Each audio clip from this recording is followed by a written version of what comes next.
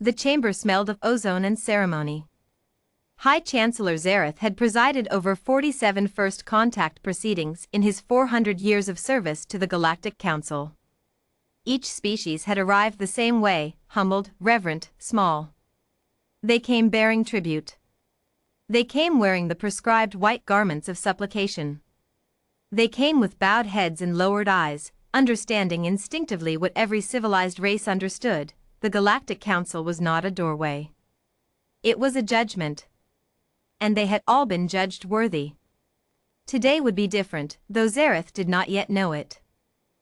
The human vessel, a crude, angular thing that looked assembled from salvaged parts and optimism, had entered council space without a formal approach request. It had ignored the navigation corridor protocols entirely. And when the automated greeting drones had transmitted the 47 edicts of first approach, the vessel had responded with what the translation matrix identified as music. Something with drums. Something energetic. Zareth had taken 3 of his meditation capsules before the meeting. Ambassador Darian Voss stepped off the transit platform and into the grand deliberation hall like he owned it. He was tall for a human. The Council's biological survey had placed him at 1.87 meters. He wore a dark suit, not white. He carried a small bag over one shoulder. He was smiling, which the Council's xenopsychologists had noted could mean anything from happiness to aggression, depending on context. He extended one hand toward Zareth before the Chancellor could even begin the opening recitation. "Ambassador Darian Voss," the human said. "Good to finally meet you in person, Chancellor. Hell of a building you've got here." Zareth stared at the extended hand. He knew what it was, a human greeting ritual involving physical contact. He had read the briefings. He had simply not expected it to happen before the opening recitation. Nothing was supposed to happen before the opening recitation. The opening recitation had opened every first contact for 9,000 years. "You have not completed the supplication bow," said Zareth carefully. Voss glanced around, then back. "Is that the thing where I kneel?"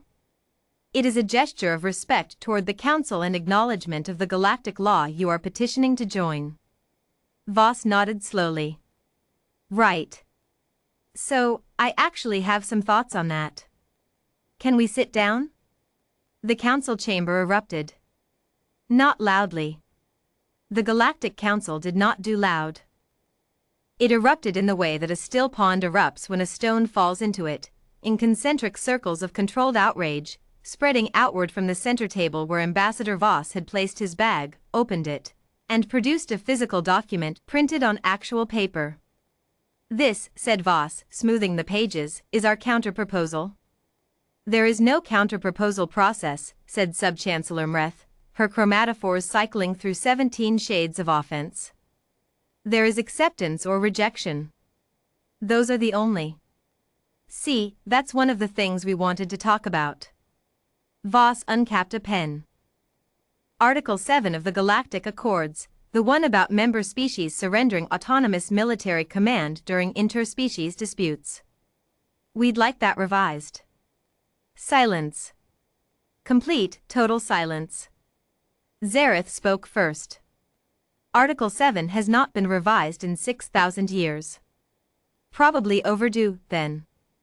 Voss smiled again. "I don't mean to be difficult, Chancellor. I want to be clear about that. Earth genuinely wants to join the Council. We've been watching your broadcasts for about 80 years now, and we think what you're doing out here is remarkable. Genuinely. The infrastructure alone," he shook his head appreciatively. "But we can't sign away military command authority. That's a non-starter for us. Every member species has accepted Article 7. Have they?" Voss flipped to a page in his document.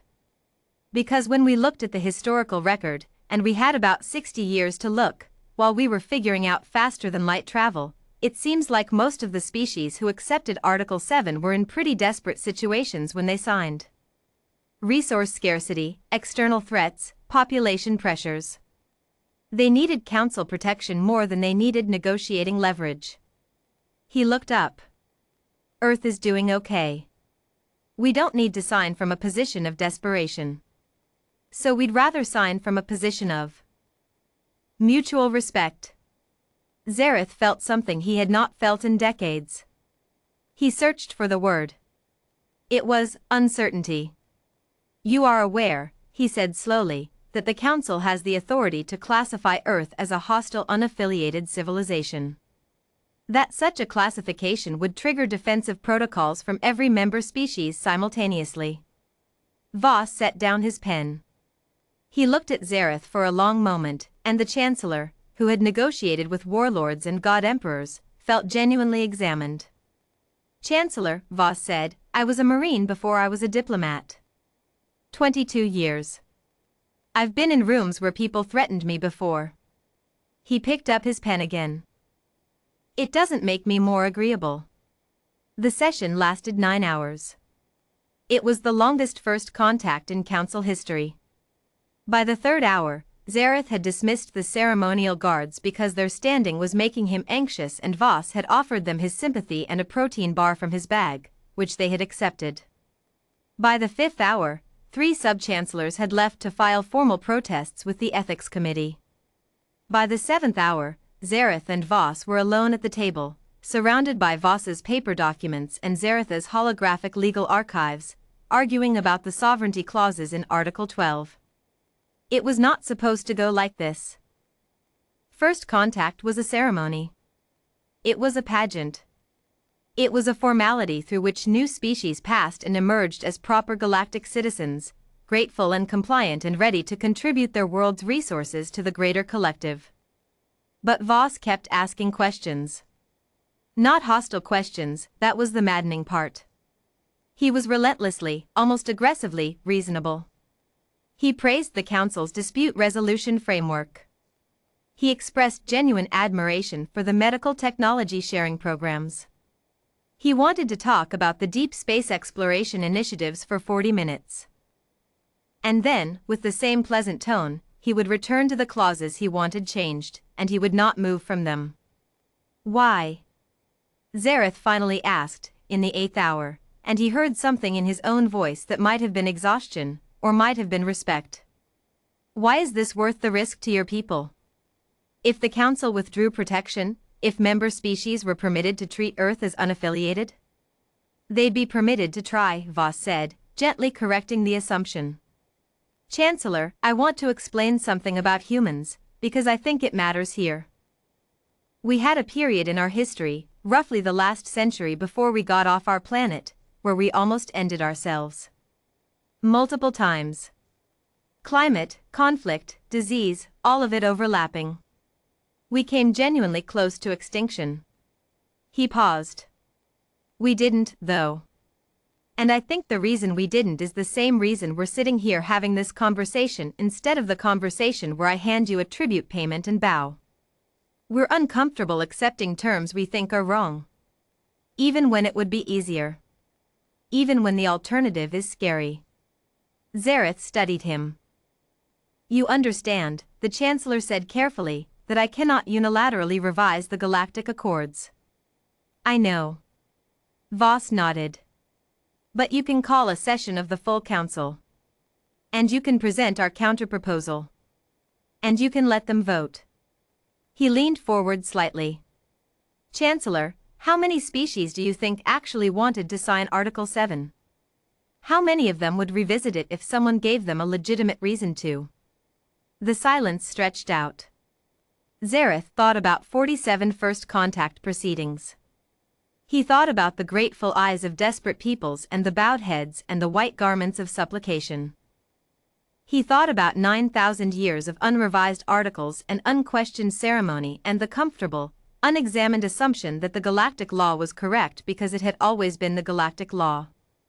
He thought about a human who had crossed light years to sit in this chamber with a bag over one shoulder and paper documents and a pen, and had not bowed. I will call a session, Zareth said finally. Voss smiled, and this time, the translation matrix didn't flag it as ambiguous. Thank you, he said. That's all we were asking for. He recapped his pen. He began gathering his papers. One question, said Zareth. Off the record. Voss looked up. Were you not afraid? The ambassador considered this. He zipped his bag closed and stood, and for a moment he looked out at the vast, star-scattered dark beyond the chamber's observation panels, the same stars his species had spent centuries dreaming about, then decades reaching for, then years traveling through to arrive here, in this room, to negotiate their place among civilizations that had forgotten what it meant to want something badly enough to fight for it. Every day, said Darien Voss. But we've found that helps. He slung his bag over his shoulder and walked out of the chamber. Behind him, High Chancellor Zareth sat for a long time in the silence, staring at nothing, and wondered, not for the first time today, but for the first time in centuries, whether the galactic law was, in fact, entirely correct. The catastrophe, as the Council records would later describe it, was not a war. It was a question. And questions, once asked, cannot be unasked. The full Council convened 43 days later. The session lasted 6 weeks. Article 7 was revised for the first time in 6,000 years. 17 other species immediately requested their own amendments. Ambassador Darien Voss attended every session. He brought enough protein bars for everyone.